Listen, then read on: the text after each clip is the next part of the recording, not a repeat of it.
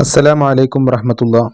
ശനിയാഴ്ച 3-ാം ക്ലാസ്സുകാർക്ക് നടന്ന അഖീദ പരീക്ഷയുടെ ഉത്തരങ്ങളാണ് നമ്മൾ നോക്കാൻ പോകുന്നത്. ശരി അടയാളപ്പെടുത്താനാണ്.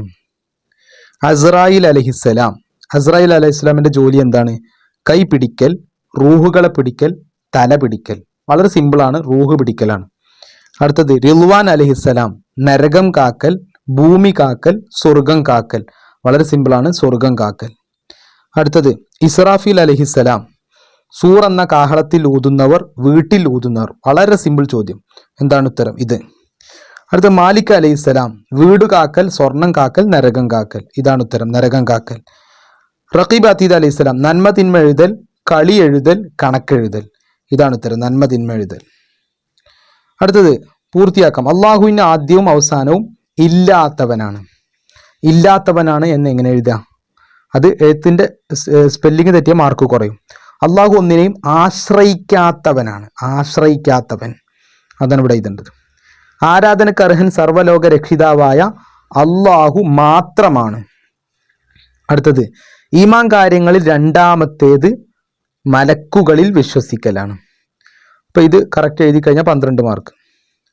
അടുത്ത പൂരിപ്പിക്കാനാണ്. ഓരോ കോളത്തിനും ഓരോ മാർക്കാണ്. മുഹമ്മദ് സല്ലല്ലാഹു അലൈഹി വസല്ലമക്ക് അള്ളാഹു നൽകിയ കിതാബിന്റെ പേര് ഖുർആൻ. ഭാഷ അറബി. അറബി എന്ന് എഴുതുമ്പോൾ ഐനാണ് എഴുതേണ്ടത്. ചില കുട്ടികളൊക്കെ എന്ത് ചെയ്തിട്ടുണ്ട്? അലിഫോണ്ട് എഴുതിയിട്ടുണ്ട്. അത് ശരിയാവില്ല. അടുത്ത മൂസ അലൈഹിസ്സലാം, ശരിയാവില്ല എന്ന് പറഞ്ഞാൽ സ്പെല്ലിങ്ങിന് മാർക്ക് കുറയും. പിന്നെ മൂസ അലൈഹിസ്സലാം, മൂസ അലൈഹിസ്സലാമിന്റെ കിതാബിന്റെ പേരെന്താ? തൗറാത്ത്. ഏതാ ഭാഷ? ഇബ്രാനി, ഹിബ്രു. പിന്നെ അടുത്ത സബൂർ അലൈഹിസ്സലാം, സബൂർ ഏത് കിതാബ്, ഏത് നബിക്ക് ഇറങ്ങിയതാണ്? ദാവൂദ് അലൈഹിസ്സലാം. ഇവിടെ നബിന്റെ പേര് ദാവൂദ് അലൈഹിസ്സലാം, യൂനാനി. അടുത്തത് ഈസ അലൈഹിസ്സലാം, ഇഞ്ചീല്, സുരിയാനി. ഓരോ കോളത്തിനും ഓരോ മാർക്ക്. അടുത്ത് നോക്കുക, ഉത്തരം എഴുതാം. ഖുർആൻ മാർഗനിർദ്ദേശം ആർക്ക്? അപ്പൊ ഖുർആൻ ആർക്കാണ് മാർഗനിർദ്ദേശം?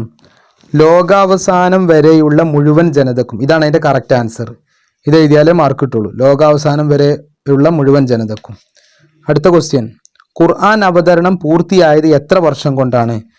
23 വർഷം കൊണ്ട്.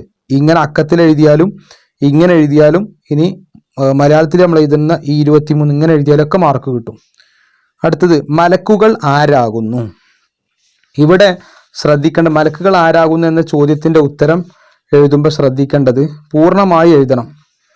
എന്താണ് മലക്കുകൾ ആരാകുന്നു? പ്രകാശം കൊണ്ട് സൃഷ്ടിക്കപ്പെട്ട ഒരു പ്രത്യേക സൃഷ്ടികളാണ്. ഇവിടെ ഞാൻ പറഞ്ഞിരുന്നു, ഈ പ്രകാശം സൃഷ്ടിക്കപ്പെട്ട സൃഷ്ടികൾ, ഇതൊക്കെ എഴുതേണ്ടത് എങ്ങനെ? പ്രത്യേക ഒക്കെ എഴുതേണ്ടത് ശ്രദ്ധിക്കണം. അതൊക്കെ സ്പെല്ലിംഗ് മിസ്റ്റേക്ക് വന്നതിനനുസരിച്ച് മാർക്ക് കുറയും.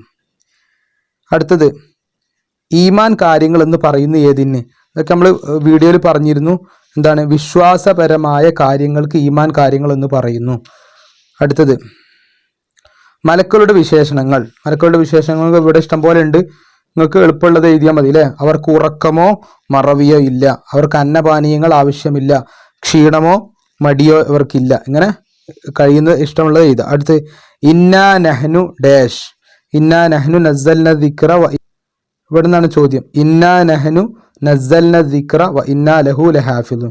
അപ്പോൾ അഖീദയുടെ പരീക്ഷ വളരെ സിമ്പിളായിരുന്നു. മൊത്തത്തിൽ നോക്കുകയാണെങ്കിൽ പഠിച്ച കുട്ടികൾക്ക് വളരെ സിമ്പിളായിരുന്നു. പഠിക്കാതെ ഒന്നും നോക്കാതെ വന്ന കുട്ടികൾക്ക് തന്നെ കുട്ടികൾക്ക് പ്രയാസം ഉണ്ടാകും.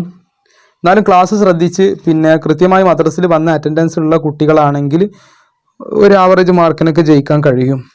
പിന്നെ സ്പെല്ലിംഗ് മിസ്റ്റേക്കാണ് കാര്യമായിട്ട് ശ്രദ്ധിക്കേണ്ടത്. ഇവിടെയൊക്കെ വന്ന് സ്പെല്ലിംഗ് മിസ്റ്റേക്കിനനുസരിച്ച് ഒരുപക്ഷെ ഉസ്താദുമാർ മാർക്ക് കുറക്കും. പിന്നെ ബാക്കിയുള്ളതൊക്കെ മൊത്തത്തിൽ പഠിക്കുന്ന കുട്ടികൾക്ക് വളരെ സിമ്പിളായ ഒരു ചോദ്യപേപ്പറായിരുന്നു. അള്ളാഹു വിജയം നൽകട്ടെ. അസ്സലാമു അലൈക്കും വറഹ്മത്തുള്ളാഹി.